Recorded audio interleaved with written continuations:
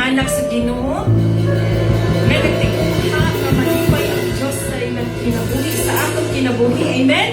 Maayo pa ang Diyos kanato mga igsoon. Okay, mga igsoon, maayong buntag kanato katawhan sa Ginoo. Amen? Maayong buntag iglesia. Usa ka na kong panalangin nga nagkatigong kita karon sa presensya sa Diyos. Amen? Amen ba ta? Amen. Sa mga miaging adlaw, semana, adunay nakasinati og kalisdanan. Tinuod ba? Nga kitang tanan nakasinati kalisdanan. Bisan unsa nga paghitabo sa atong kinabuhi. Usahay makasuhay pud ta og panalangin. Amen. Grasya sa Ginoo kana mga igsoon. Ug adunay usab miabot nga daghang nagdala og kabugaton sa atong kasing-kasing.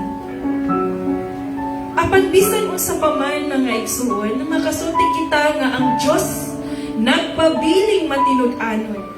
Amen. God is faithful. Karon muanhi kita diha sa iyang presensya nga mapasalamaton tungod sa iyang giya, kusog o walay katapusang gugma. Amen ba ta, anak? Ang pulong sa Diyos nagaingon sa Salmo 95, versikulo 6, dali magsimba kita ug mulugod. Magaluhod kita sa atubangan sa Ginoo nga atong magbubuhat. Samtang kita nangandam sa pagsimba, atong ipaubos ang atong kaugalingon ug kasing-kasing ug muduko sa atubangan sa atong hari. Atong ipaubos mga igsoon, atong ihambol ang atong kaugalingon diha sa atong atubangan sa atong buhi nga Dios. Mga igsoon, tinuod gayud nga ang Dios naghimo og dakong mga butang sa atong kinabuhi. Sama sa giingon sa Salmo 126 verse 3, ang Ginoo naghimo og dakong mga butang alang kanato. Amen. Tinuod ba kana? Ang Ginoo nilihok, nagpalihok sa atong kinabuhi nga wala jud nato mahibaw-i. Og nalimay kita. Siya matinud-anon sa tanang panahon. Amen. Kusgan sa tanang pagpakig-away sa atong mga kanang mga evil works ni Satan. Ug mahigugmaon sa tanan nga iyang mga binuhat. Samtang mag-apit kita karon, atong itaas ang atong mga kamot, tingog ug kasing-kasing. Hinumduman nato ang mga gibuhat sa Dios. Maglipay kita sa iyang kadaugan. Amen? Ug magdahig kaniya tungod sa iyang pagkadiyos. Ang Salmo 34, versikulo 3, nag-ingon, daygan ninyo ang Ginoo uban kanako, ug atong itaas ang iyang ngalan nga magkauban. Amen. Busa mga igsoon, magsimba kita uban ang kalipay, pagtahon ug pagpasalamat. Itaas ang ngalan sa Ginoo, kay siya lamang ang tapos sa tanang pagdaig, dungog ug himaya. Amen. Amen mga igsoon, busa giawhag ta og tanan sa pagkamarok ug mag-ampo kita. Atong isentro ang atong pag-ampo, atong kasing-kasing diha sa atong buhi nga Dios. Gisusi sa Dios ang imuhang kasing-kasing karon ug nakaibalo na siyang tanan bisan dili pa nimo isulti kung usay naan nimo karon. Kalipay kaguol gibug-aton nakita na sa Dios kay nag-ingon ang iyang pulong nga hubok kita diha sa iyang atubangan ug dayag gayud sa iyahang atubangan ang tanan. Busa mag-ampo kita diha sa atubangan sa atong Dios. O Heavenly Father God, daghan kayong salamat o Diyos sa imong kaayo, O Jesus. Salamat sa imong mga dagkong butang nga imong gibuhat alang kanamo, O God. Salamat sa panalangin, salamat sa kusog, kalig-on, O God. Salamat ni ining tanan. Lord, dili kami makaabot ni ining pangidaron, dili kami makaabot ni ining sitwasyon sa kinabuhi kung wala ang imong dakong panabang, O God. Salamat po Diyos, kay imo kaming gihatagan o kalipay, O God. Salamat salamat o God sa panahon na ikaw nag-uban ka namo. Taliwala sa kalisdanan, sa taliwala sa bagyo, sa mga kinabuhi. Hangtod gayon imo kaming gilipay, O Jesus. Lord, we pray na ikaw kay Lord Jesus, mag-uban usab ka namo karon sa pag-awit kanimo, God. Ang imong presensya, O God. Magmayaw ta kami, O God. Mag-celebrate ta kami, O God, karon, Jesus. Hallelujah, O God. Lord, imuhang tanang pagdaig o dili amo, O Jesus. Imuhang tanang talento, Lord God. Dili amo, O God. Amo lang kaning gigamit, Lord Jesus, para sa paghimaya sa imong buhi nga ngalan, O God. Lord, salamat, O Jesus. Salamat sa tanan, O God. And Lord, kung naamang kami Ginoo, kasing Ginoo nga ang kaguol karon, Lord Jesus, Lord, nakita niyo ang tanan, O God. We pray na imo kaming ayuno, O God. Yes, Jesus, Lord. Dili kami perfecto, O God. Mangayo kay kami pasaylo kanimo, O Jesus. Hallelujah, God. All the glory, O Jesus, belongs to you. The mighty name of Jesus, we pray. Amen and amen. Hallelujah, hallelujah. Mga igsoon, magkahay kita sa tungkuhin nga Diyos. Atong awitan, atong simbahon, atong pagpakan, atong Diyos. Amen. Hallelujah. Yes, Jesus. Oh, hallelujah. Come on, church. Let us celebrate. Hallelujah.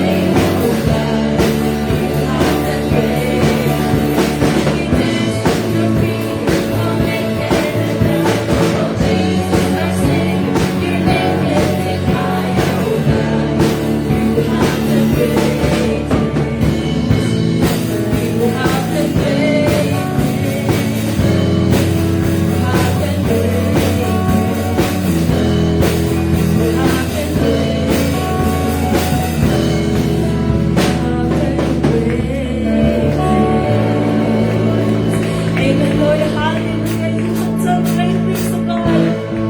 Hallelujah. Let us continue to worship Him. Amen. Hallelujah. Yes, Jesus.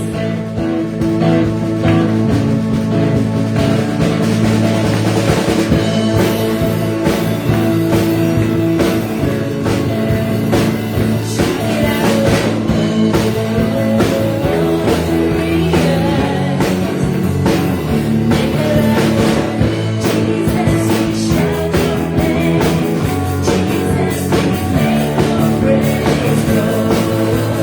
glory,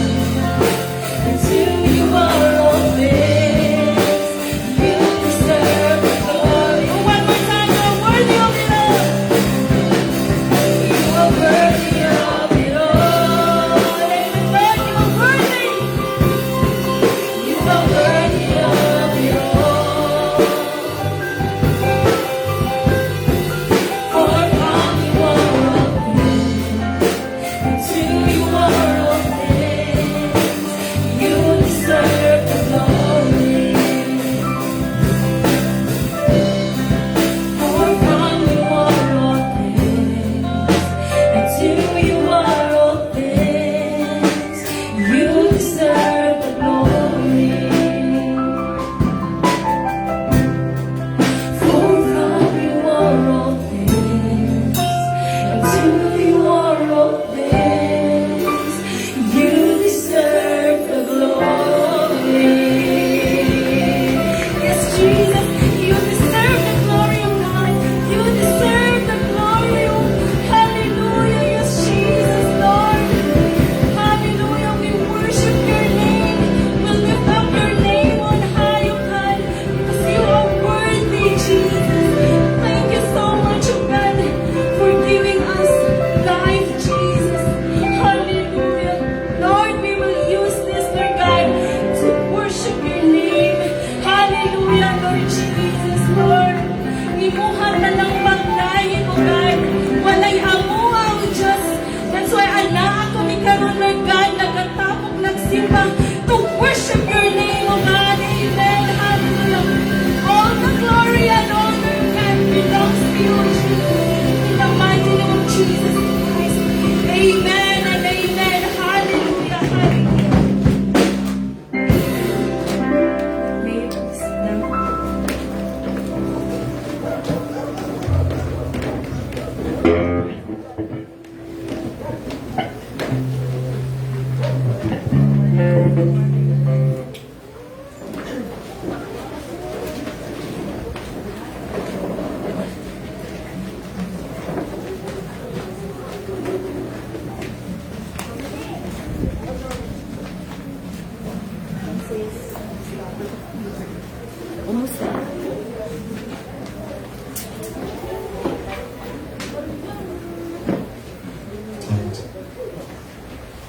Good morning mga igsoon. Amen. Magpayo ba kitang nagkain sa itong buhay ito mga igsoon? Mga igsoon, ato aplihan anong Bible mga igsoon sa 2 Corinto 9, chapter 9, verse 7.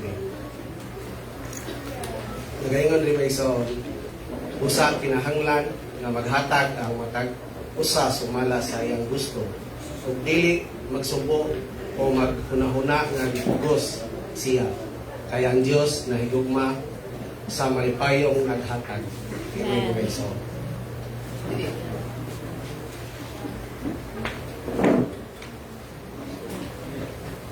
Amen mga igsoon. Andam na bata muhatag ug halad sa atong buhing ang Diyos. Nga walay pagduha-duha o wala pud naghuna-huna nga gipugos siya sa paghatag para sa atong Ginoo. Kinahanglan andam ta kanunay ana mga igsoon, because the Lord is also ready and He does not hesitate to provide for our needs every day. Even though sometimes we forget to thank Him, pero ang Ginoo dili jud siya makalimot og ana. Gihapon siya nagpadayon og panalangin nato. Mao nang karon itudluan kita sa Ginoo saon nato paghatag ng matarong hatag ta nga malipayon og kinasingkasing diha sa Ginoo nga madagayaon mga igsoon. Mao nang priority nato ang paghatag labi na sa atong kinabuhi o oras sa atong buhi ng Diyos. Mao nang i-encourage kamo mga igsoon na faithful tang muhatag niya tungod kay nahigugma ang Ginoo sa malipayong naghatag o kinasingkasing. Amen. Sabi natin sa Amen. Good morning, everyone. Balik rin sa pag-awit ng isuon atong awitan atong buhay nga ni Diyos. Okay, it is entitled That's Who I Praise. Amen. Kung kabaw mo nga kanta, ubalik ko ninyo and also hulog na po sa inyong offerings. Amen.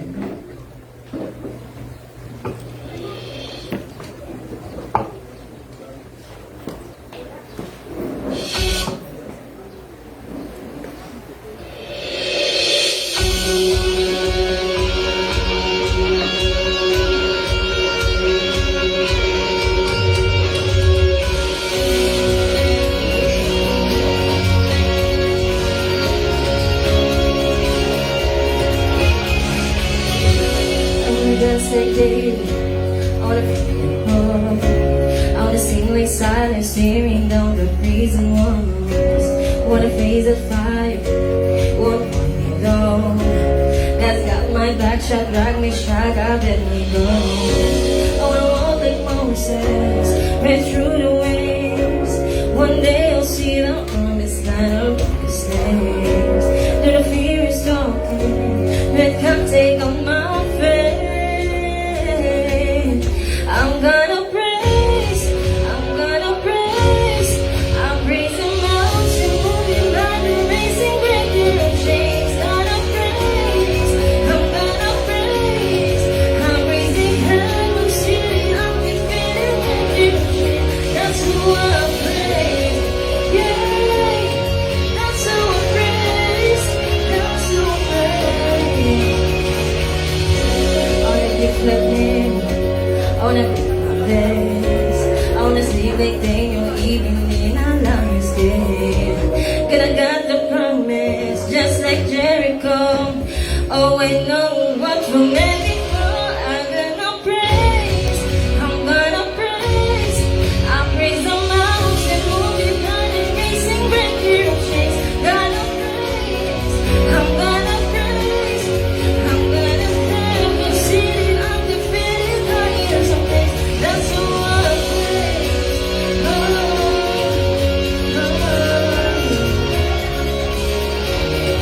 that's who I praise. That's who I praise. That's who I praise. He is the reason Messiah. He is the love that was slain. The only one who's worthy, worthy, worthy of all of his names. That's who I praise.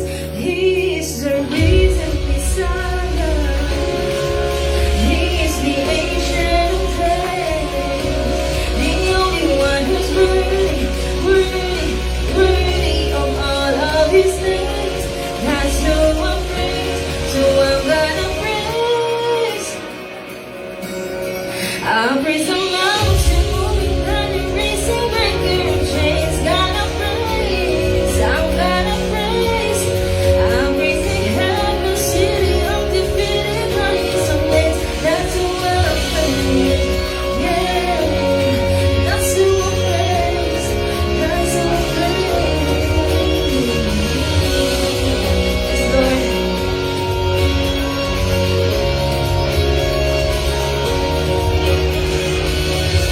I wanna love like Jesus, that can praise. I wanna love like Jesus, that can praise. I wanna live like I got no more time to waste. I wanna give him glory with all my days. 'Cause there's no greater, stronger, higher name, and that's who I praise. Yes, Lord Jesus. Hallelujah. Kung balik ang doon, Amen.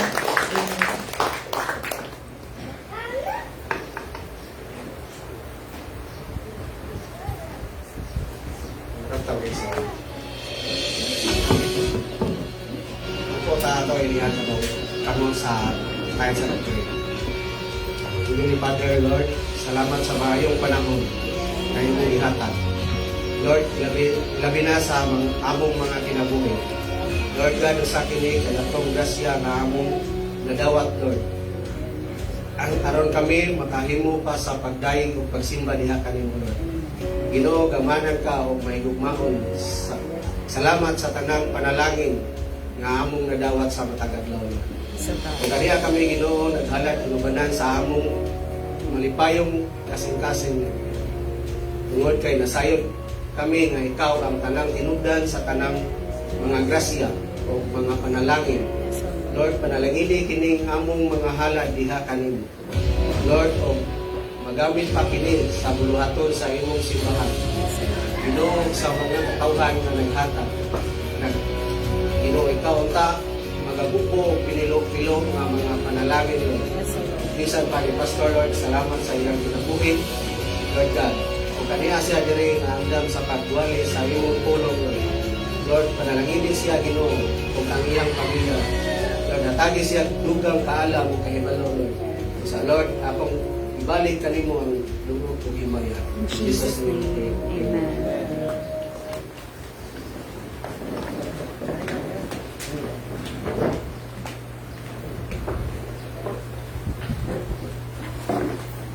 Acts chapter 4, verse 12. There is salvation in no one else. God has given no other name under heaven by which we must be saved.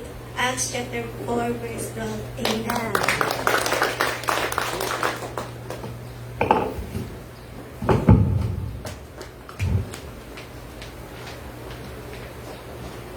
And sound check, praise God. Amen. Thank you for the verse, Acts chapter 4, verse 12, that remind us that only the name Jesus, or the person of Jesus, is given under heaven, by which men are to be saved. That's the name of the Lord Jesus Christ. Before we go to the Word of God, I have some announcements. Praise God, because padayon ta nga nagsimba, nangalagad sa Ginoo, and salamat sa Ginoo kay nisimba ang imong tapad karon. Imong tapad nga salamat kay nakakaron. Nadasig gid ko. Kay makadasig man gid na ang inyong presensya, kay bawo gid mo nga kung gamay maluya ta, di ba? At times human factor.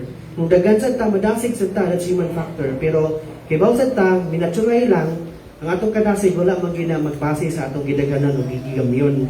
Pero the other side of us naagid na ang mingon ta mahangawat ta sa uban kung wala sila. Praise God for that. Yan na ako karon. And then, some announcements, praise the Lord, because ang ato ang gipangandoy nga building project atong giampo, import workland. Ato ang building project atong giampo, and by February, atong gitarget nga masugdan maigsuon ang ato ang gipangandoy nga building project. So, please pray for us. And thank you nga wala mo maluya, makapoy sa pagtabang, sa pagsuporta financially, sa prayers ninyo, sa inyong moral support in all aspects of life. And God will build the church and He will use us. Amen? And He will provide all the needs. And God will use everybody in all areas we can have. So, continue praying for our building project because that will commence by next month, February, mga exod. And then, sa ato ang mga batanon, hapit na ang February zone, so we are still inviting you to join our C3 Love Fellowship, Youth Fellowship, diya mahitapo sa Tuyong Christian Fellowship, alas 2, ngadto sa alas 4 mga zone sa Tuyong Christian Fellowship, sa Tuyong Caracas City, Cebu, Philippines. So, please, encourage your young people to join because this is the way wherein they will be taught about the Word of God before they will be married, before they will, work or venture in their career. At least they have a strong foundation of the Word of God, and they will become a Christian blank, a Christian engineer, a Christian architect, a Christian business person, a Christian husband, a Christian, wife. Before they will be like those life, they are having a strong foundation of being a Christian. So please pray for that, nga may mong successful ang atong mga batanon anang area. And also, ang atong mga men and women, di punta magpauwahi sa atong fellowship. Kaya pang fellowship man ko, dili ra na pang batanon, ingon mo nga, ay, ganang fellowship, pag batanon na ako, tiguwang naman ko. Ayaw, saan ko na dito nga tiguwang na mo. Ikaduhasan, ang fellowship, dili ra na pang batanon. Tungod kay ang fellowship is para na sa mga buhi. Amen? So, mga buhi pamanta, so we are all alive, so kaya na ito ulakaw, kaya na ito nga muanhinin or somewhere. So, let's build our relationship together because church is a relationship, it's a family. So, we're building not a company, we're building a family, spiritual family. Mo nang invite mo always, once a month naman ni siya, nga atong buhaton, ang atong men and women's fellowship wherein we will gather together as a church sa men and women department. And then sa atong gospel band padayon nga nag-operate for the good of our church building and also for the good sa atong mga members who are in times of emergencies. And then this coming February 8 as well, so we are inviting you all nga mga-appeal sa ato ang evangelism to meet some friends and to meet some new believers in the Lord. So invite ta mo nga mahimong part siya sa Matthew 28:19-20 nga naingon ang Ginoo, go and make disciples of all nations, baptizing them in the name of the Father, of the Son, and the Holy Spirit, and lo, I will be with you until the end of the age. That's the promise of God to those who walk and go for evangelism and discipleship. So that will be next Sunday, second Sunday of February, mga kaigsuunan. And then this coming February 17, this is Chinese New Year, no class, and this is holiday. So we are inviting you all, and I am requesting our deacons and elders and the congregation workers to join this church governance and administration. So this is a church polity which we talk about the elders, the deacons, and the congregation para makasabot taon sa role, unsay responsibility sa mga elders nato, sa atong mga deacons, sa atong mga workers, sa atong congregation. Kay kung nakapwesto tanan, and faithful ang tanan sa pagbuhat sa ilang obligasyon, the church will grow. Pero kung ang elder walang work sa iyang function, or ang deacon walang work sa function, or ang congregation, the workers are not functioning well based on the Bible, the church will not grow. Nganuman, because there's something wrong nga wala mo function. Mura na inyong lawas. If there's something wrong body parts or organs sa inyong body, it will really affect the entire one. Even yung Bible sa 1 Corinthians that the church is a body, so you are a part of the body. So if you suffer, we are all suffering as well. If you are healthy, we also rejoice with that because we can affect each other. So that's why we want that everybody knows their role, knows their function based on the Word of God, so that the church will grow, not just the building, but above all is the spiritual aspect of our church.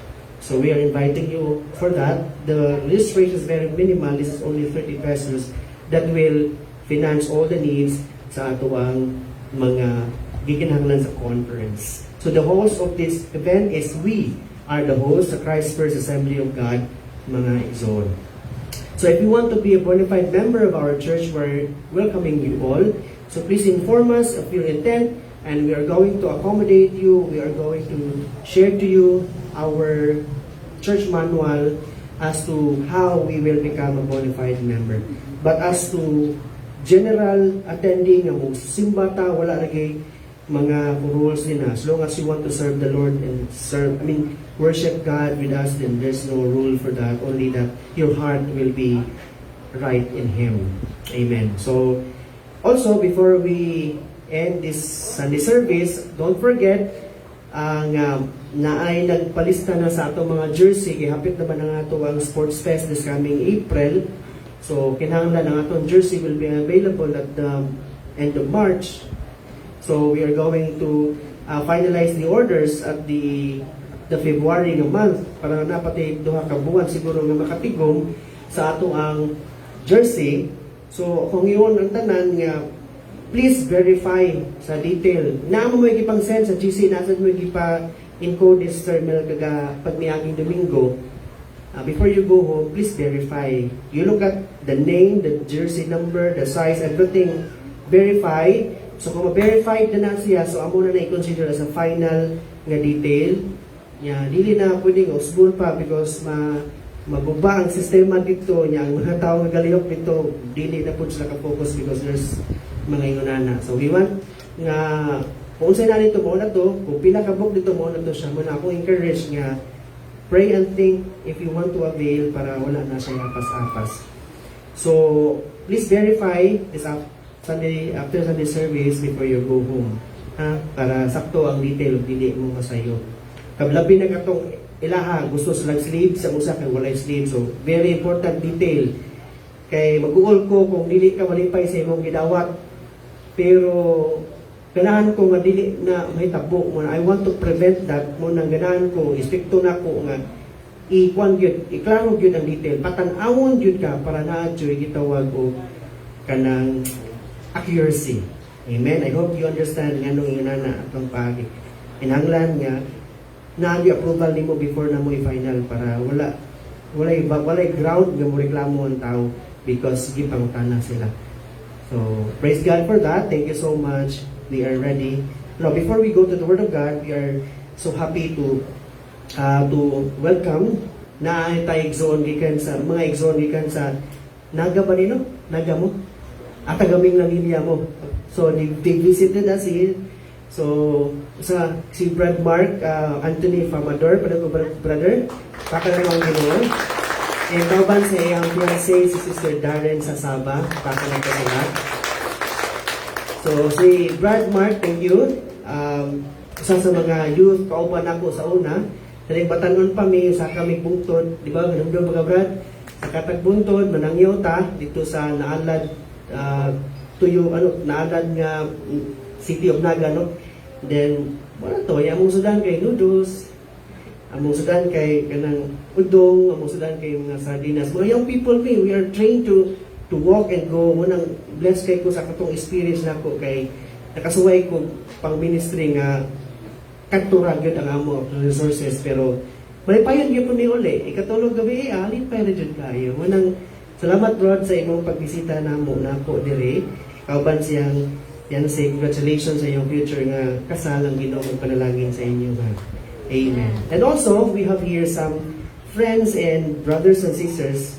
This is my first time to meet you, but I would like to welcome you all in behalf of the Sifal family.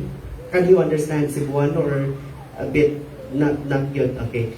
So, Sister Daisy Canoy, okay, baka na to, you know.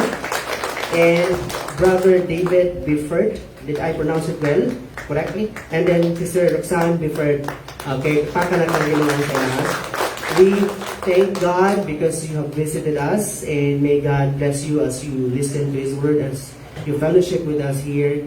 It is my prayer that this is not the first nor the last, but this is the beginning of our journey in serving the Lord together. And we are looking forward that we could establish more relationship with you, because that's actually our goal, to make relationship with each other, because God called us to love one another. And how can we love people if we do not know them? So after Sunday service, may you practice your English and talk to them, and shake hands to them and show the love of God from the Philippines. Okay? Amen. Baka na to once again, everybody. So this time, it would be a great challenge to me to balance Cebuano and English. Pero I'll try my best to preach the Word of God with clarity and with authority. So I will be sharing to us the book of John chapter 6 verse 35, and I want you to stand in respect to the Word of God. This is just a one verse, very powerful verse that will remind us of who Jesus in our hearts. John chapter 6 verse 35, the Bible says, Jesus replied, I am the bread of life. Whoever comes to me will never be hungry again. Whoever believes in me will never be thirsty. Let's pray. Most gracious Father, you are the sovereign God who created everything. It is you, O God, who ordained this time to happen. We thank you, Lord, for the word that we have read. May your word, O God, echo in our hearts and will create transformation. It will make us, Lord, be fruitful in life, not just in financial, much more in our spiritual life. We thank you, Lord, for the presence that you have given to us. May the duration of our preaching be glorifying you. And thank you for the achievements you have given to us. Teach us, Lord, to be humble always and to give all the glory and honor as we receive these things. In Jesus' name we pray. In Son of God, Amen. May you be seated in the love of God. So the title of this message, mga kaigsunan, is Taste and See the Bread of Life, the Lord Jesus Christ. Again, taste and see the bread of life, Jesus Christ. So atong tistigan, atong tilawan, ug atong lantawon ang pan sa kinabuhi ng mao si Ginoong Hesus, mga kaigsunan. So dili sa kalibutan, you all know that people are so hungry. Yeah, Pastor, according to the statistics, people are hungry because they are unemployed, they have no food in the table, and Philippines is really prone to corruption. The result would be people will be hungry, and people in government will be full. That's true and correct in political side. But what I'm trying to say is people are hungry not just for food, but they are hungry for security. They are hungry for peace, and they are hungry for hope. Because you know the situation of this country, kita ka sa kalisod sa kinabuhi, manikamot ka, but your hard work is not enough. Magtinarong ka sa imong kinabuhi, but at times ang imong pagtinarong won't be enough. Everything that you are doing won't be enough, won't satisfy you. So the question mark remains, what satisfies me as a person? in my security, kung sa akong ugma, sa akong peace, kung naaba ko'y kalinaw sa akong kinabuhi. Wala ba'y mga kagubot, kahadlok, even ang paglaom, ang hope. Naaba ko'y paglaom sa akong kinabuhi.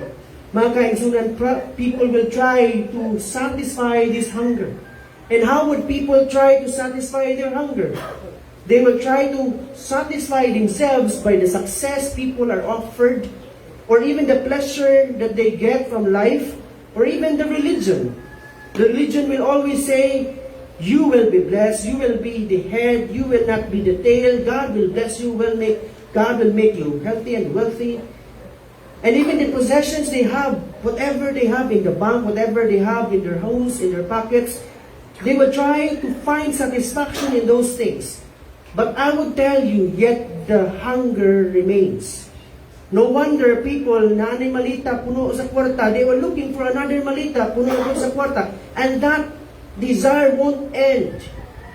I don't know if you can relate to me. God will bless you with money. Human side, we want more. We will never be contented because the Bible is correct. Men can never be contented with the things in this world. I'm not saying money is not important to us, but I'm saying money won't satisfy us in the full satisfaction we're looking. Muna karon mga kaigsunan, atong isgutan ang the book of Acts, or in the book of John. Because John chapter 6 addresses this human need.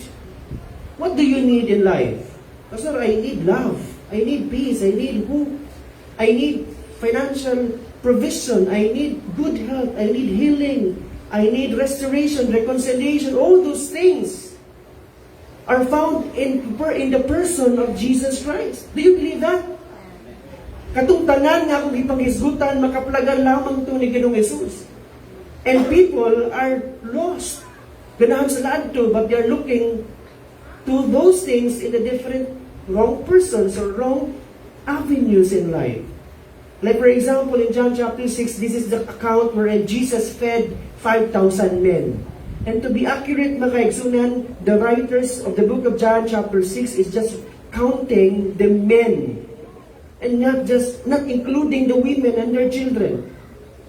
So imagine how many people Jesus fed with the amount of very small amount na gihatag sa mga bata. Pan, duha, or lima niya, duha ka, is that just how very small. Pero God, or Jesus, prayed to the Lord and then made a miracle. And this miracle, mga kaigsunan, fed the people. And they were thinking, oh, kanindot ni Jesus, mabusog dita kung uban niya. And that's why many people were following Him. The crowd follows Him. Why? Because Jesus fed them financially. Jesus fed them physically. And they followed Jesus not because they understand the miracle, but because they wanted more bread. Do you believe that, mga kaigsunan? Nga mo ninita mo? Yes, because that's written in the book of John. Nga mga tao ni sunod ni Kristo, dili tungod nakasabot sila sa milagro sa kaluwasan. Dili tungod kay nakasabot sila sa milagro sa ilang kinabuhi, but tungod kay ganahan pa sila more blessing, more good health, more money, more everything they could receive. If that would be the kind of Christian you are for how many years, you are not different with those people who follow Jesus because they are fed and they want more bread in life. Mga kaigsunan, we need to understand when we follow Jesus, you understand the miracle He did to you. The miracle that He did to you is that He changed your heart and your desire. That Sunday morning, you opted to go to the mall, you opted to go to the beach, or nangumpra more, you make money somewhere. But when God changed you, your desire is not those things in Sunday morning, because the desire that God gives you is to worship Him with the brothers and sisters. And that's one of the great miracles that God happened or made it to you. You cannot take credit on your decision to worship God because human as we are, we want, pleasures rather than the spiritual one. So kita mga kaigsunan, kinahanglan nga we follow Jesus because we understand the miracle He did to us. He changed us. And you understand the miracle that Jesus did in the cross, that He saved us. Not because we want more money.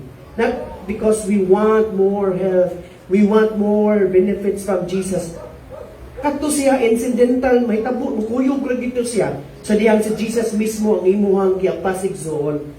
Jesus confronts this shallow desire and reveals the deeper truth, mga kaigsunan. Jesus was revealing to these men, to these Jewish people, that He Himself is the true bread from heaven. And these people were not realizing at this point of life. Because what they are realizing is that nabusog sila. What they are realizing is that napuno sila sa ilang pagkaon na gikinahanglan. So mga kaigsunan, karon inot kaniya atong topic because we are asked to taste and see the bread of life. That the Lord is good. The book of Psalm 34 verse 8, the psalmist says, taste and see that the Lord is good. Can you affirm that God is good?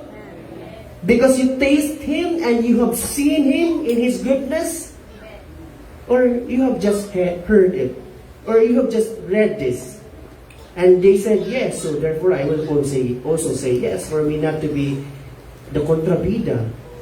But nakaisunan, I hope that you affirm that God is good, not just because you have read, not just because somebody told you, but because you have felt the power and the goodness of God. Meaning to say, you have experienced His hand, His provision, His healing. You have experienced every good things He did to you, mga kaigsunan. So to connect that with the verse of John 6:35, Jesus invites us not just merely to look at Him. Wala lang ingon si Kristo nga lantawa ko, ugsunda ko, but Jesus said, come to Him and believe Him, and He will feed you for eternal life, mga kaigsuunan.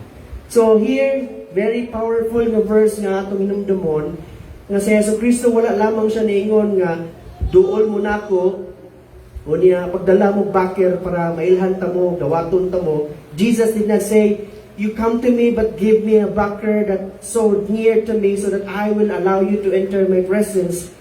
But Jesus said in John chapter 6 verse 35, I am the bread of life. Whoever comes to me will never be hungry. Whoever believes in me will never be thirsty. And that's a plain reading rule. On Jesus is welcoming all people who desires to be fed and to be filled. And you don't need to worry about Jesus is so holy and I am not holy and He will not accept me. That's why I need somebody else to be my lawyer, to be my advocate. Somebody needs to be the mediator of mine so that I will be accepted to Jesus. I rebuke you because you are not reading the Bible correctly. John 6:35 says that whoever comes to me, I will feed you with the bread of life. That's why we are direct to Jesus. We are direct to God because Jesus said this. This is not me speaking.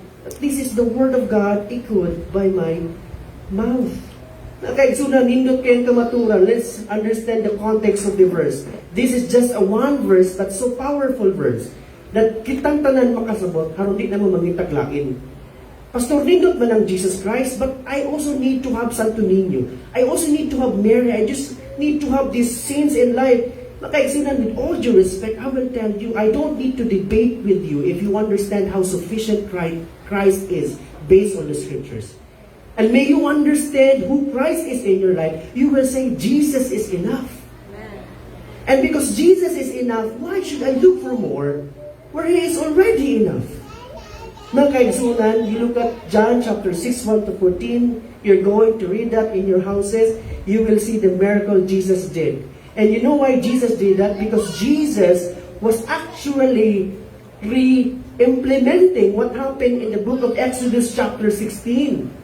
If you are good, if you have a good background of the Old Testament, when the Israelites, mga kaigsuunan, wala sila ikaon, kaya gikan sila sa Ehipto nga baboy, sudan na dito, karne, lami kayo lang mga wine dito, kasaba nila si Moses. May pa dito, kinaikaon, diri Moses, imo mamay ginadaling haron mamatay sa kagutom. You brought us here in the wilderness with no food, with no water, so that we will all die. Better we go back to Egypt. Moses. That was the challenge, mga kaigsunan, that Moses had in his life. That's why in desperation, he prayed to God that God give us food and give us water. And God gave them the manna, the heavenly food. And every morning they are going to harvest kay makuwan ra og pan. Nindot kayo. God is their baker aning panahona. God is their provider aning panahona. And then people are still murmuring, panasad. In the morning, panasad. Wailain. Pagkaigsunan, that's how sinful men are. Even if libre na, even if wa na sila gihimo, ikaw na sila matog, mata na lang pagkaon. Kaya gibika na sila sa Ginoo. May mga po sila pa na sa lain way karne mapadito nindot ang kinay ka. That is a heavenly bread exalt. They are expecting aning panahona. Sa John chapter 6, kay kibaw man sa naitabo sa Exodus 16, they are expecting for another Moses who will provide daily bread. Kita nila si Kristo ng hatag upan ng 5,000. O pilabot sa hatag mga babae. Kaya mo siya, this could be another Moses who could provide our needs in life. That I don't need to work, I don't need to make money because he will just give me what I want and need in life. That's how people are today. Nga dili na sila ganahan ng trabaho, di sila ganahan ng kamot, gusto na sila maghuwat, kano sa ang payout, kano sa ang hatag sa gobyerno. Well, I don't discount everybody who is membro sa Forbes, membro sa uban pang government financial institutions or financial assistance nga kugihan nga naningkamot yun, tinuod yun nga ngayon tabangan, pero nabi po yung uban that they are just waiting for when would be the government's help and they are not doing anything help sa ilang kinabuhi. Because if they will help themselves, that will make them disqualified to another help. Matangtang niya ako. Mailisan niya ako pangan sa purpose kung madato or mayahay ko kinabuhi. Ako lang yun i-enjoy ako pagkapobre. I will use my poverty as my asset in order to gain more. That is not also good. Inaan yung kinabuhi nila. Gusto lang yun sila, mukuyog ni Yesu Cristo, dili magbuhat o mga maayong mga kinahanglan silang kinahanglan because Jesus will provide another Moses in life. But praise God, kaya wala na kasi family. Papaka na Panginoon. Because kitang tanan ng kamot sa saktong tinuod nga trabaho, dili illegal, kundi tinarong, naningkamot ta sa pagnegosyo, pagngitag pangagi nga mga natay, mga needs nga mga provided sa akong mga pamilya, but wala na to kalimti ang Ginoo nga tinugdan sa puso ug sa oportunidad. That is a balance thing, mga kaigsunan. So the spiritual meaning of this is that Jesus was offering spiritual life. But they misunderstood Jesus. O si Jesus muhatag pagkaon nato every day in our physical life. So if we will be in Jesus, then our physical food will be catered off and it will be sure and enough. So we don't have any worries now about our future need in life because Jesus will provide. And this is actually one of the misunderstanding they had with Jesus. Jesus was not saying, I will provide all your food physically, but Jesus was saying, I am offering you spiritual life. I am offering you spiritual life because I am the bread of life that gives life. Spiritual life. Well, technically, Jesus as God gives us physical life, but the main contention of Jesus in this time is He is teaching people, hey bro, hey sister, hey brad and sis, kinsa mo kadiha, ang ako adire dili lang physical, ang ako ang ihatag nimo kundi ang labaw sa tanan ng spiritual. Kay imong kinabuhi spiritual usab. So the heart of the bread of life is that where Jesus explains that the greatest need of humanity is not food for the body, but life for the soul. Do you realize these things, mga igsoon?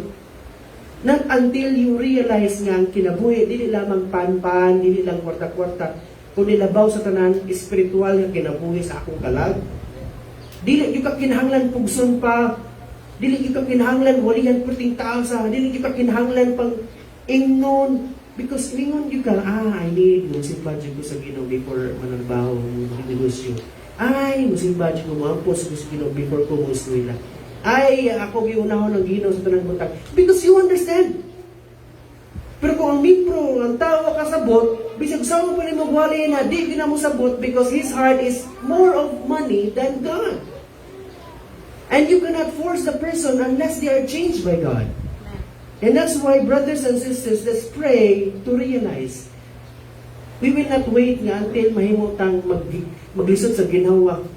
We will not wait until we will be bedridden for us to understand that yes, everything I work for ng mga material are nothing if my life is at stake. If my spiritual life is at stake, everything that I work for are useless.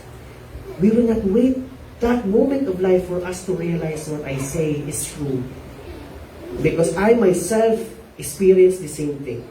So, dili na kinahanglan ma-experience na ninyo para makarealize kung tinuod ako gisulti. So, let's have here the exegesis of this verse. I am the bread of life. This is the first of the 7 I am Jesus made in the book of John. Di ba, ningon sa I am the life and the resurrection. I am the bread of life. Ningon sa I am the way, the truth, and the life. There are many I ams in the Bible, but this is the first Jesus used the word I am in the Bible.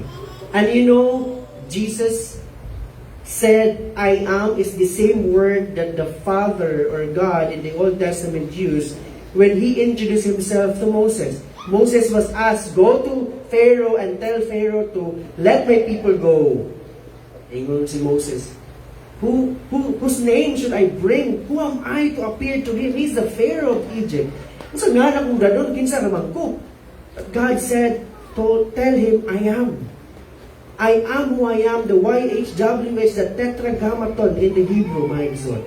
And the same I am Jesus used, ingon siya, I am the bread of life. So what's the point of Jesus here? Jesus was impliedly saying, I am the revelation of the God of the Old Testament. That the God in the Exodus 16 provided you with manna. In John chapter 6, I am the same God provides you with the spiritual bread. And the Jews cannot understand those things because they are just too carnal and they are just too concerned of their physical life. Ug maupunta ka sa garang mga tao karon. Walihan og spiritual nga kinabuhi, di sila kasabot. Pero kung isgutan og kwarta, isgutan may lawas, isgutan may kinabuhi. Amen, Pastor, pakpak mo balik ko anang simbahan. I'll go back there because that church is preaching about what I want to hear in life. But this is the proclamation of Jesus that He said, I am the God in the Old Testament. Jesus is not just the bread provider. He is the bread. This is actually the greater truth, mga kaigsuunan. Kasi Jesus Christ, dili lang siya bread of life, but in fact, He's not just the provider of the bread, but He is the bread Himself. Dili lamang si Kristo mao ang ato ang source sa katubagan sa atong gikinahanglan, but siya mismo ang atong gikinahanglan. Muna ang dapat natong ma-realize igsoon, Ginoo, nagkinahanglan ko kaayuhan, nagkinahanglan ko giya, nagkinahanglan ko o financial, nagkinahanglan ko o kanang peace, kinahanglan ko tanan, Lord, I come before you. But makaigsunan, dili lamang si Kristo ang tinubdan sa tanan na imong gikinahanglan, siya mismo ang imuhang gikinahanglan. He is the thing and the person you need in life. And because He is the need, and therefore you need to prioritize Him. Pastor, busy ko. Pastor, wala kayo kuha na. And because you don't see God as your need. You just look at God as your want. In priority, how do you prioritize things? Unahon ba ninyo ang inyong wants over your needs? If that would be your financial status, if financial principles in life, you will surely be poor forever in life. Unahon ninyo ang wants kaysa sa iyong need.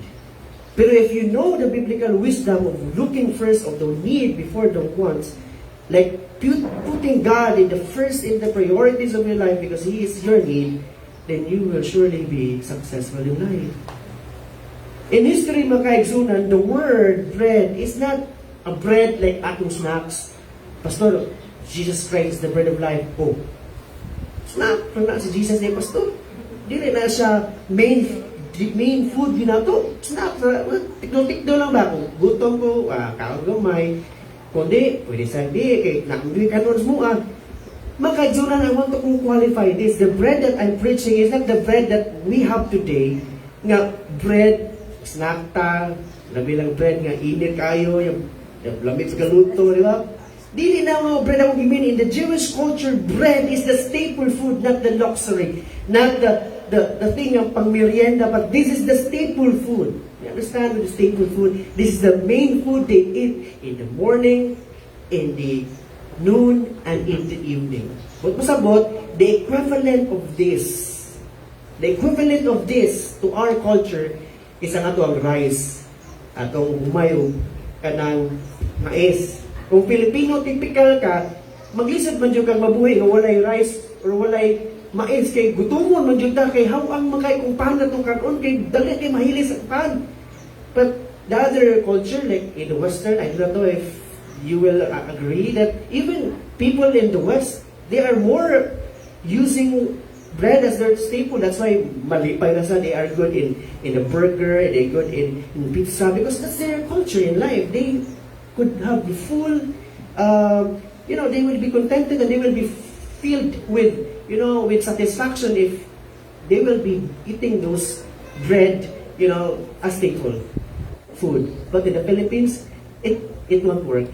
I don't know if you will agree. Now, so paano na itong papayag? Turo siya, may rice, pastor. Because nga naman, rising ko, ganahan mo rice ako mismo. So, mo ni sa context, aning bread, aning panahuna, is like the context of our rice and, rice and corn sa ato. This is necessary for daily survival. This is the point of Jesus. Kung atong i-contextualize si Jesus karon, ako ang inyuhang bugas. Ako, dili bugas nga diri ha. Ako ang inyuhang mais kinabuhi. Kulain ko lang.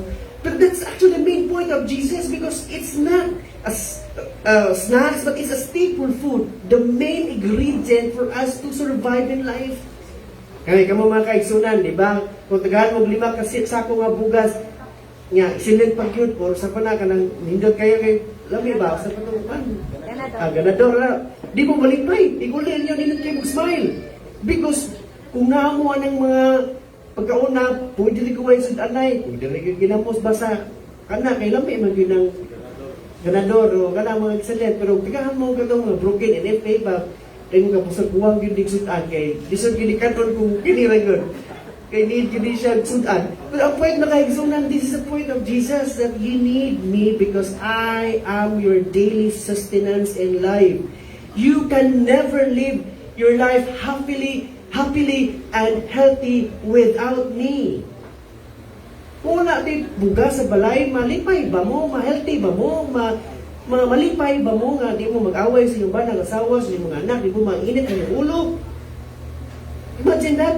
If there would be no bread sa family atong sa Jewish culture, I will tell you, they will have some problems in life. Same things sa atong balay. Watay bugas, o sa matong kinabuhi, mag-away, way kalinaw. Because pagkaon lisod pangitakon. Gutom kayo, lisod kayo, gunaw naglaing butang kay gutom man. That's the point of Jesus. Without me in your life will be miserable. Your life will be full of chaos. Jesus is declaring that I am essential in your life. It's that because without me, there is no life. Do you agree, mga kaigsunan? Without Jesus in your life, there would be no life. This declaration of Jesus points to Christ's divinity and sufficiency. This is what I mean. That Jesus is sufficient for your eternal life. What do you mean by eternal life? Kinabuhing walay katapusan, a life that never ends. This is a Zoe kind of life. This is a God-given life that even money cannot offer. And only Jesus can give this. And Christ's divinity, this refers to His power as God, not just a mere person or a man. So, grabe kayo ang declaration ni Jesus aning panahon na mga kaigsunan. He is our staple need, igsuon. When Jesus said, I am the bread of life, whoever comes to me, kinsa tong modul kaniya, this means that we move toward to Christ.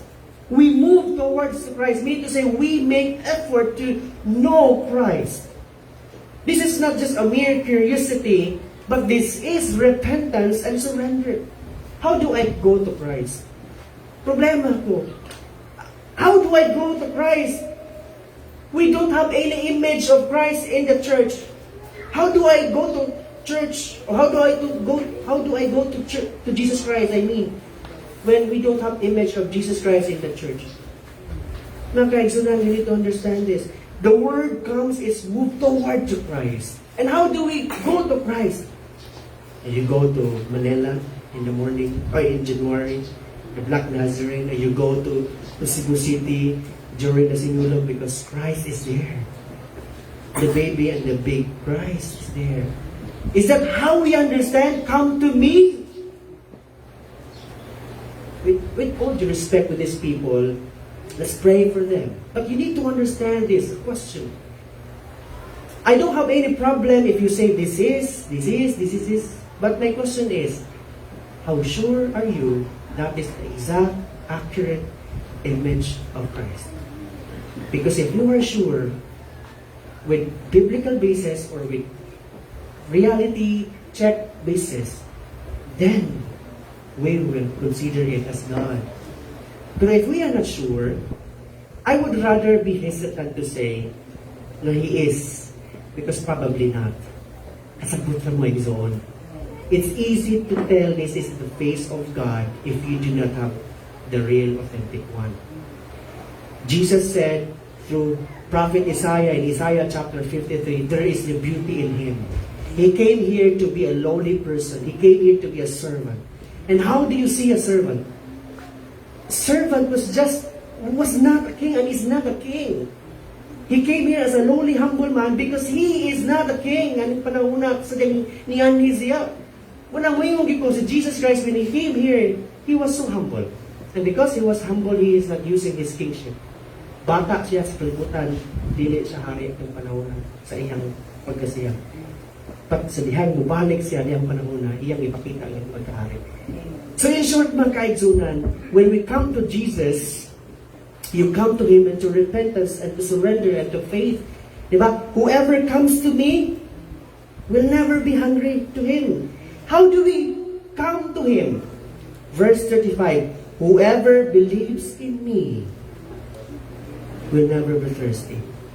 So, kung sa puti, ang pagdul na to ni Kristo, dili ni literal ng mga tuta sa iyang imahe or sa iyang persona nga pagkasiya, because we cannot do that because He is in heaven and He is with us spiritually. And because He is spiritual, He cannot be seen. And He could never be represented by any human art. As majestic as God is, as powerful as sovereign God is, never ever a man can contain God in just one simple art of man. That's why when you look at the Bible, you could look at many names of God. Do you know the explanation of God when He said, I am who I am? O si pangalan ko, o si pangalan mo, I am who I am. Kung imo nang binisayon, ako mao ako, dili pa na pinulusog mo. O si pangalan mo, Brad, ako mao ako. Isukuha ko mo, Brad. But the point of God is that there would be no enough word to describe who am I. Pag mingo ko, I am who I am, meaning to say, I am the bread of life. I am the resurrection and the life. I am the way, the truth, and the life. I am the reconciler. I am the mediator. I am everything. That points to one person, God Himself. And people cannot understand that because they are not reading the Bible. There's a thing, mga kaigsunan, mingan sila. What's the basis? Mingan sila.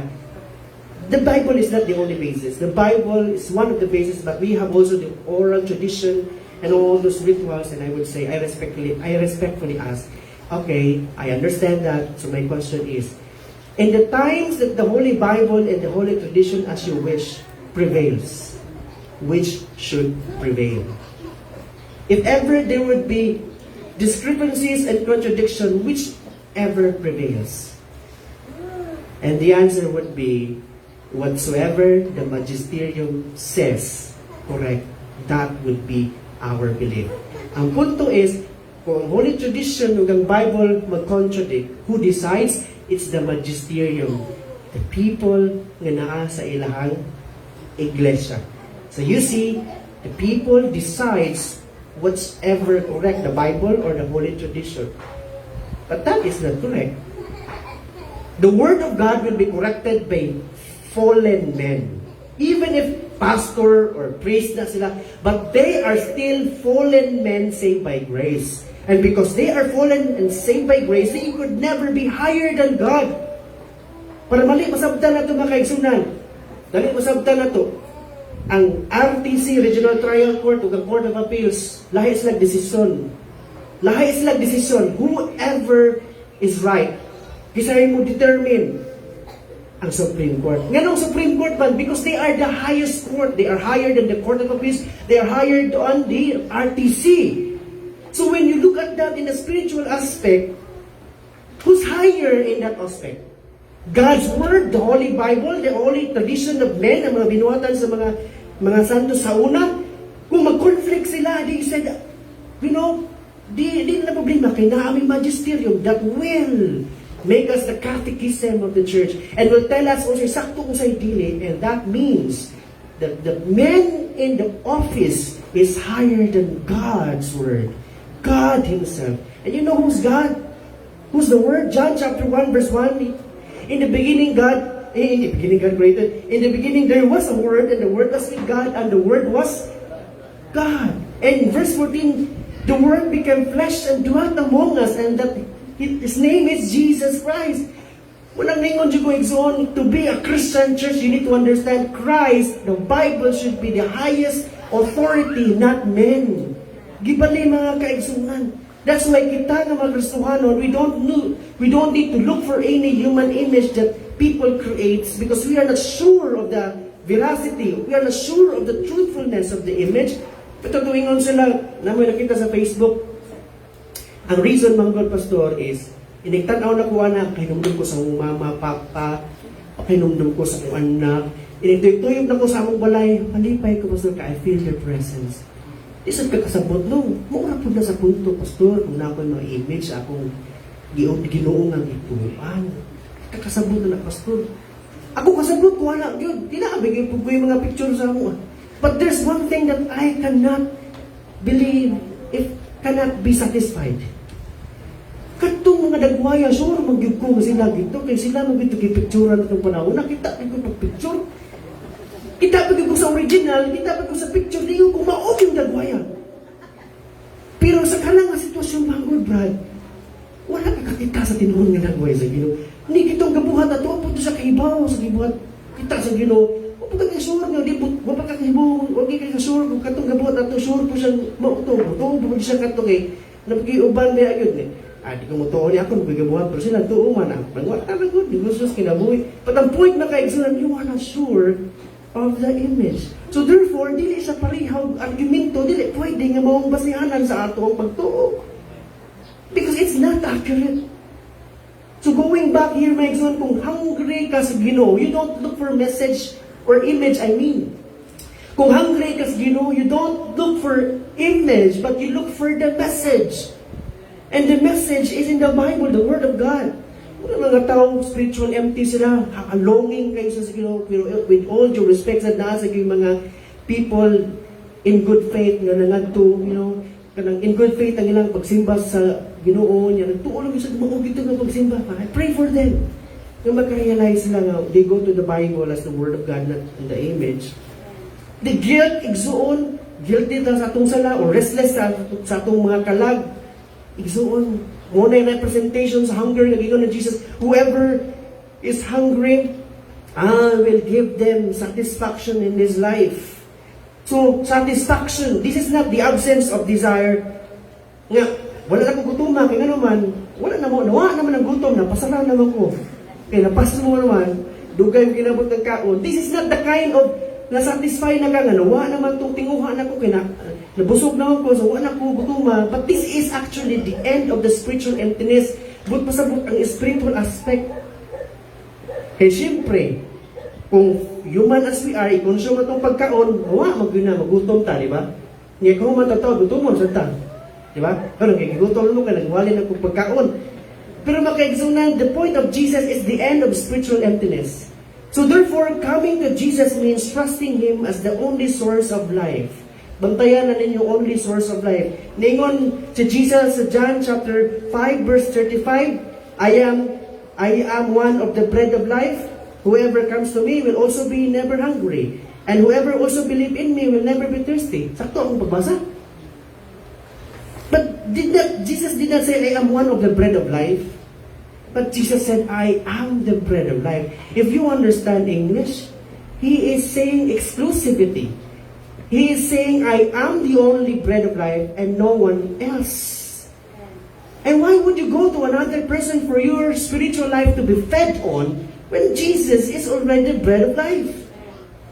And here, mga kaigsunan, believing Jesus is not just a mere intellectual agreement, Pastor. Yeah, preach it. I like your preaching. It's good. I agree. That is not the kind of belief Jesus was talking in John 6:35, but He's talking about the kind of faith that Satan cannot do. Yung kasayon sa mga kaluwasan, sa mga born again, pagtuo ra, luwas na. Ang yawa gani sa Book of James dito, so luwas na po siya. Nabigang sa mga CFD ba? You need to understand what do we mean by faith when Jesus said, whoever believes in me. The faith here is personal trust and reliance, which Satan cannot do. Satan can never repent and trust Jesus for his salvation. Satan will not rely on Jesus because he wants to be like Jesus. So dili pwede ang argumento nga yawa maluwas po kay ituo man. Because the faith Satan has is monotheistic belief. He believes that God exists and he believes that there's only one God. He believes on the existence of God but not on relying and not on trusting Jesus is. So here the word first, mga kaigsunan, representing the deep longing that nothing else can quench. A picture of spiritual desperation. Hapit na ko mahuman, mga kaigsunan. Mga kaigsunan, ang mga Kristohano, ingunanin na siya, magambak-ambak og simbahan. Ngano man lang siya? It could be good in the sense nga I'm actually hungry of the faithful preaching of Christ's word. I'm hungry of true biblical church. Pero sa akong giambakan, wala pa man gyud. Manong niambak na bukog lain, hoping, abot ako, maunag yun to. But there's also the other side. Ambak-ambak og simbahan because wa mo gid ko kita perfecto simbahan na ako sa yung good siya, na sa sikret siya. Kinahanglan ko kita yung simbahan na perfect yun. Kanang duha igsoon na isakto ra na po usa kayo. Sige nga makambak simbahan kay may mong rason kay mga maone kay nagabati na dili valid reason tamayo. Pero kung muambag ang simbahan because you're looking for a faithful preaching of the word of God, that is the valid basis of your jumping. Looking for another one. Because you are looking and you are deeply longing for a spiritual proclamation. You're spiritually desperate ang mga tao, mga kaigsunan.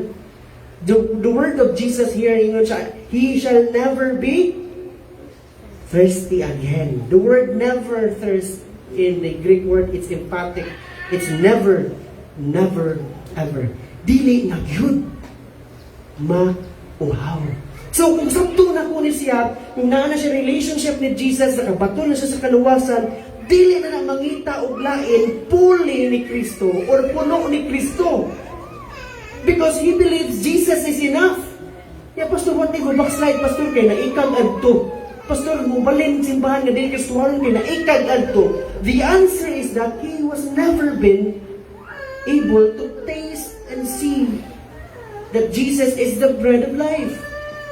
Unsa di ay siya? Sama sa John 6:66. John 6:66. At this point, many of his disciples turned away and deserted him. See? Human sila ni kaon sa bread nga gihatag ni Kristo. Sila gibuhat. Nibiya sila ni Kristo kay giinan man siya ni Kristo. Kung sige sa atong mukaon kanako kabaton sa kaluwasan, kulain mukaon tayo kanibalism ni. Muinom sa kong dugo, mahimong kabaton sa kaluwasan, kalain aning mahimong kaaning vampira. Was nakasabot sa Bisay. Jesus was making us the vampire and cannibal by taking and eating his flesh and drinking his blood. But they were not able to understand the point of Jesus. It's a spiritual application of believing and trusting his finished work in the cross. Mao na igsuon. Kung Kristohanon, padayon, butang talang Kristohanon kay nagsimba, nangalagad sa Ginoo, pero maabot ang panahon, ilisan niya ang Ginoo, puna niya ang Ginoo, sa lain pang butang, hindi ko siya maginuso sa katapusan niyang gininhawa. He is an example of John 66, nga ni dool nagsimbahan, dili tungod ni Kristo nga naghatag sa bread o bread mismo, kundi tungod sa bread nga gihatag ni Kristo. You understand that? People, if you go to Christ and come to Christ, follow Christ because of what He gives to you, I will tell you, you soon be like John 6:66. John 6:66, that you will live soon, Jesus Christ. But if you are like with the true believer that who comes and follows Jesus because of Jesus Himself as the bread of life, you will never live Jesus Christ. So in short, in other words, the faith in Jesus Christ brings lasting satisfaction. The faith that we have in Jesus brings us eternal security. And the faith of Jesus Christ gives us ongoing spiritual nourishment. So sa ipagpasabutan na igsoon, lasting satisfaction. Natagbaw na ba mo ni Yesu Kristo sa iyong kinabuhi? Amen? Huwag mo natagbaw ni Yesu Kristo, nakita pag yung muglain? You have to be filled. You have to be satisfied with Jesus Christ.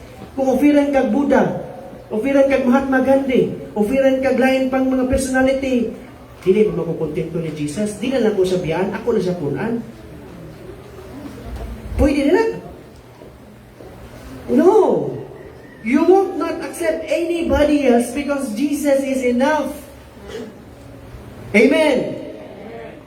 Or you want more. Kung if you want more, amo na, dili ka usakar din because Jesus is the only way, truth, and the life to the Father. And that He has eternal security. Meaning to say, atong kalawasan na agyud ni Kristo Jesus, dili ta mawala as long as nata ni Ginoong Jesus. Gipangutan na bitaw ko niya, Pastor, sa may baruganan ni mo ni, mawa kalawasan o dili? Ang akong tubag makaigsunan depends upon who's holding. What do you mean basta who's holding? If I am holding Jesus, if I'm holding my salvation, I will surely be lost. My salvation will be lost. But if Jesus and the Father is holding me, I will never be lost. I might sin, but He will discipline me. Nga karon Pastor, asa mo gitinuod na? Ikaw nagunit sa Ginoo o si Kristo ang nagunit nimo?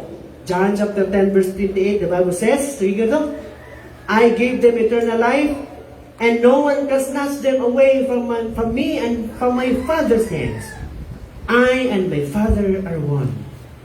Sa karon, ingon ang Ginoo sa Bible, nga si Kristo di ay, ug ang amahan may nagunit nako, ug ang akong kalawasan naa daigid niya. So therefore akong tubag is dili gyud gumawa. Kasi Kristo man nagpupot nako. Pero ingon jud kag mawa, Brad, I would respect you kay basin di ay sa imo ha, ikaw may nagpupot sa Ginoo sa imong kalawasan. Mao ni resulta mawala yung exalt. So, ongoing spiritual nourishment. So, this is the thing, mga kaigsunan. Every day, every morning, every Sunday, we need to understand God's Word. So, Christ alone, muna niya ako ang mga prinsipyo, Christ alone satisfies the soul, not the religion, not the morality, not the success. Only Christ can give us satisfaction. Salvation is personal and experiential. It is not given, inherited by parents, to children. This is not something like you donate to others. This is not something that you want to guarantee others. No, this is personal and experiential. Ikaw mismo makabatyag. Ikaw mismo ang mubuhat niini sa pagduol ni Kristo. Dawato nimo by faith, mga kaigsunan. And Jesus is sufficient for both now and eternity. Si Kristo igo na karon ug sa ugma ug hangtod sa kahangturan. And so, how do we apply this message, the last points of this message? How do we apply this message? You apply John 6:35 exon by coming to Christ. You stop chasing substitutes for some satisfactions in life. Just focus on Christ. Just fix your eyes on Jesus. And after that, you feed your life daily on Christ.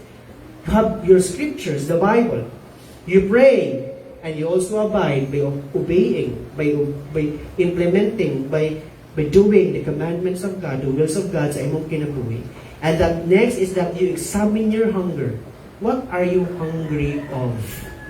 Angry ko jalipir, pastor. Angry ko paboy ron. Angry ko, paano, kanang kasipata ron. Di ba? Diyo man na siya, gutumon kita na, di ba? Pero sige kagkaon na. Inakubututon, mingon ko ka. Kanang, inahan, masuk ko po. Kanang, paano, kanang ginamoso, ganahan mo, bubuwa na, oy, kanang, noodles, oy. Nga naman, kung ang tao, grabe na kay kadagag kwarta. Sige palit itong mga lami kaon. I will tell you, balik yung sa pinaka-basic. You go back. Asa mo itong lasa sa buwan, oy, lasa yun sa tinabal, oy, lasa sa nagbantay lang mga kanyang kidney, kanyang health pa. But ang point na ko igsuon, varieties sa itong pagkaon sa dila, but in spiritual sense, Jesus is enough. Only Christ can truly satisfy. So in conclusion, Jesus does not offer a program nor a philosophy.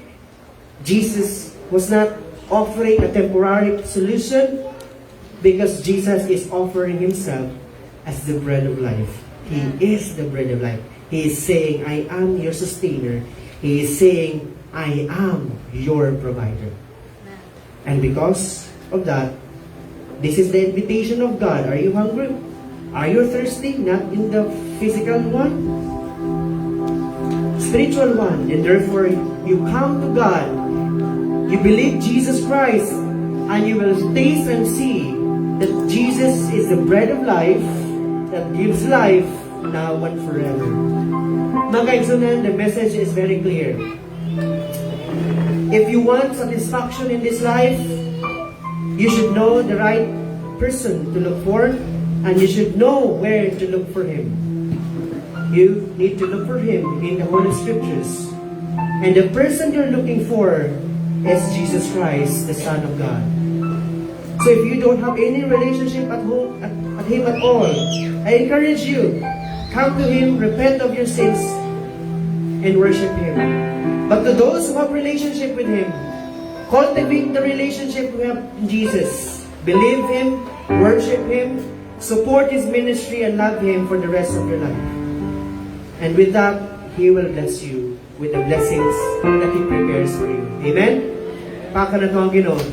Let's all rise. Let's pray. Heavenly Father, we thank you for the message we have received today. Lord, we pray that the word that we receive, mahimo katong dako nga kahimuan sa mong kinabuhi, that will create hunger in us, Lord, to ask for more of the presence of Jesus through his word.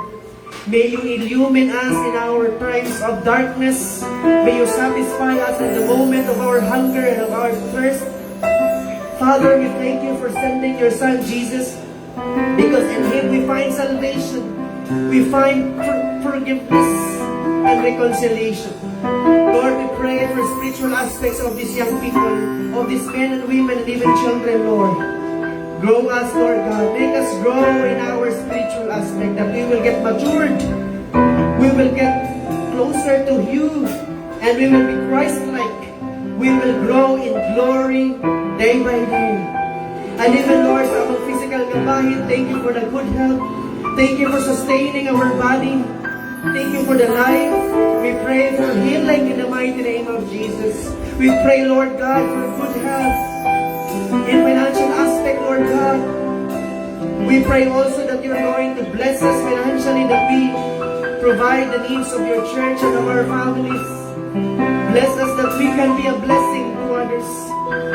Thank you, Lord, for blessing us with work, with promotions, with our business, with our sidelines, and all of our sources of income. May your name will be glorified in our lives. Lord, that as we end, we will declare, oh God, that you are worthy of all. We will declare that you, the Son of God, deserves our worship. Church, let's worship Jesus. Amen. Hallelujah.